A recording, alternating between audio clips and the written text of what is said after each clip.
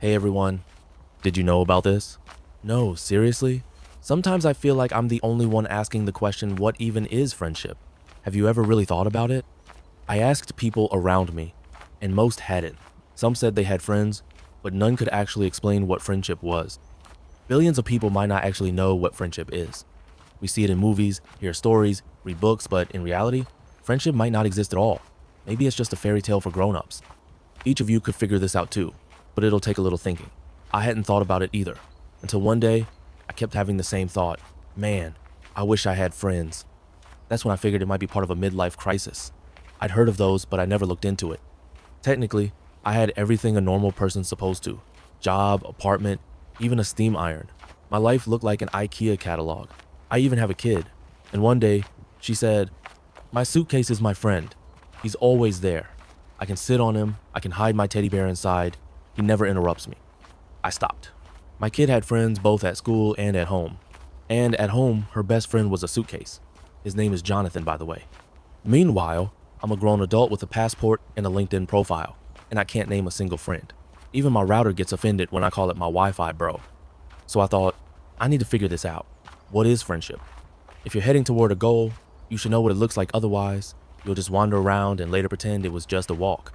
You've probably heard that if you want something, you should picture it clearly. Want a big house? Visualize the windows, the walls, the color, the smell of the welcome mat. But what if the goal is friendship? What color is it? What does it smell like? What kind of iPhone does it use? Maybe my best friend's right next to me, and I just don't know it. Maybe my best friend is a suitcase, lol.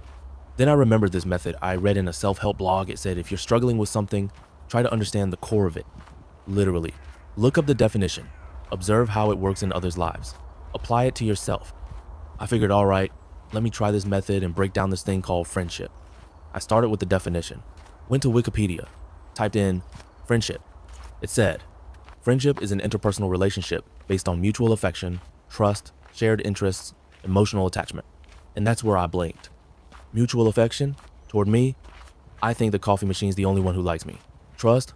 I don't even trust Google Maps when it says route calculated. Shared interests? My main interest is not being bothered. Emotional attachment? That sounds more like my addiction to coffee and cookies. No answers. Only more questions. So I started digging into my past. Did I have friends before?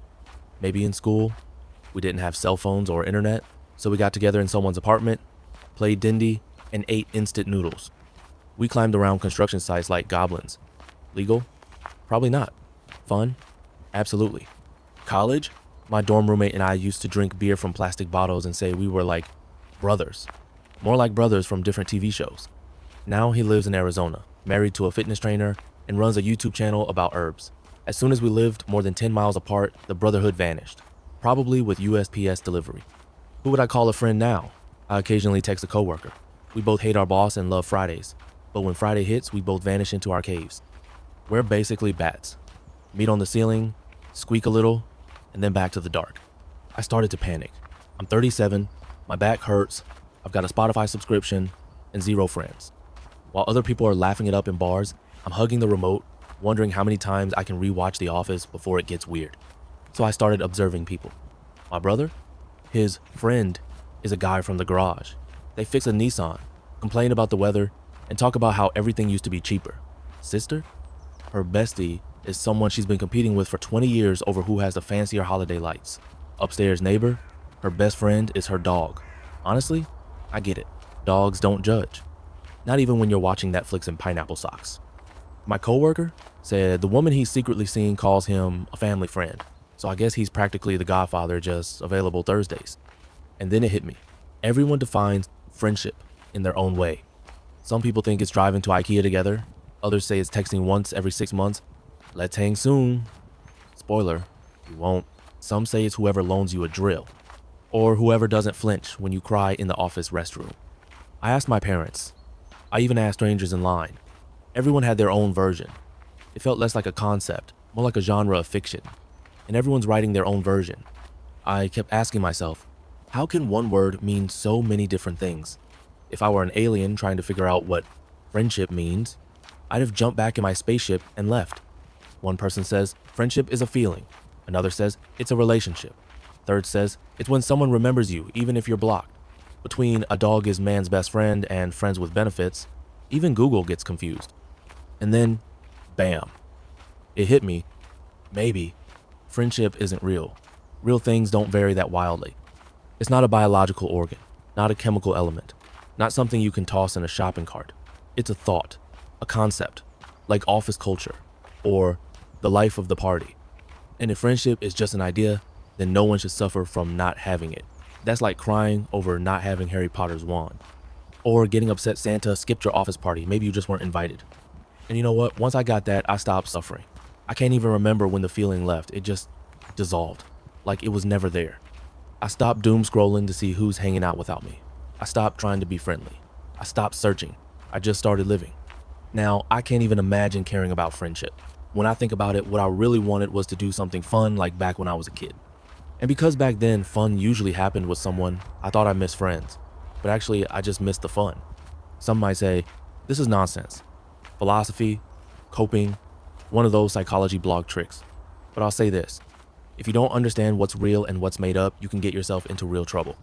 When I believed friendship was a real thing, I did dumb stuff because of friends. They taught me to smoke.